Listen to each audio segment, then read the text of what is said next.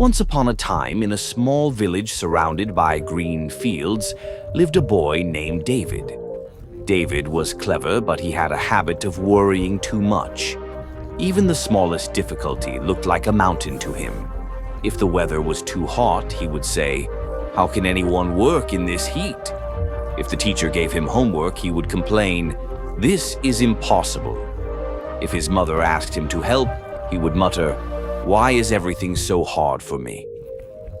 Day by day, David's complaints grew, and slowly people began to avoid him.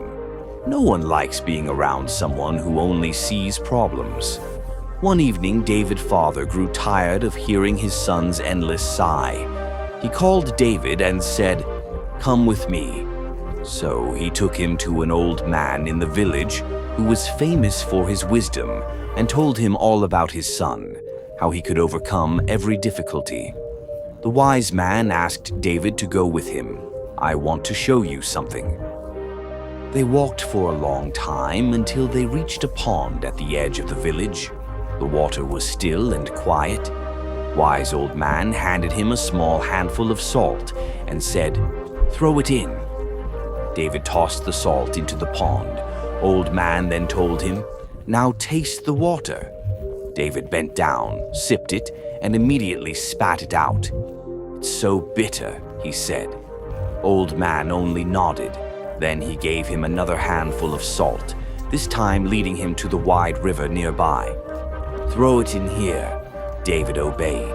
When wise old man asked him to taste the river water, he cupped his hands, drank, and looked up in surprise. "It's fresh. I can't taste the salt at all." Smiling gently, wise old man said, "Son, life's problems are like the salt. They are always there and their amount never changes. But how much they affect you depends on the size of your heart. If you keep your heart small like the pond, every problem will make your life bitter. But if you grow your heart like the river, you'll hardly feel the bitterness at all." Those words sank deep into David's mind. For the first time, he realized maybe the world was not as cruel as he thought. Maybe the problem wasn't life, but how he looked at it.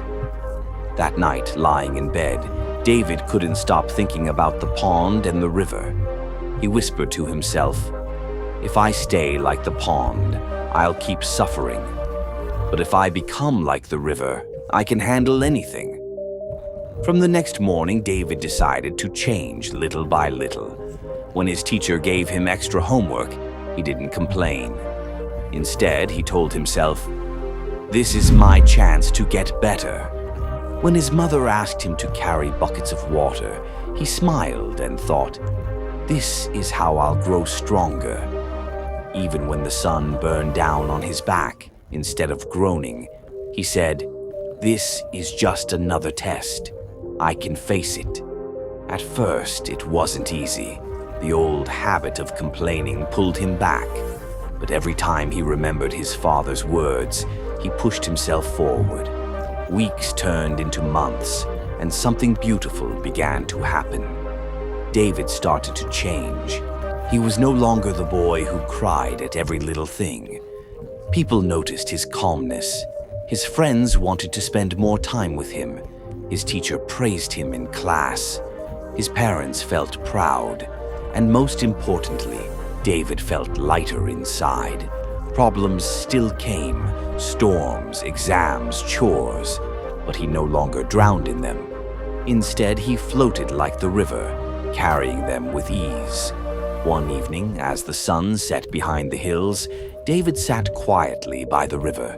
He watched the water flow endlessly, carrying leaves, sticks, and stones without stopping. He smiled and whispered, "Every problem in life has a simple solution. It's not about removing the salt, it's about becoming the river." We often see in our lives that when we think too much about a problem, it becomes much bigger and more visible. And if we neglect to learn about it, just like this young boy, we can easily get rid of this problem. So life will always bring challenges. Some days will be hard, some nights will feel endless. But the answer is not to complain or to run away. The answer is to grow bigger, to open your heart wider and to face your problems with calmness. Because the truth is simple. Problems don't shrink.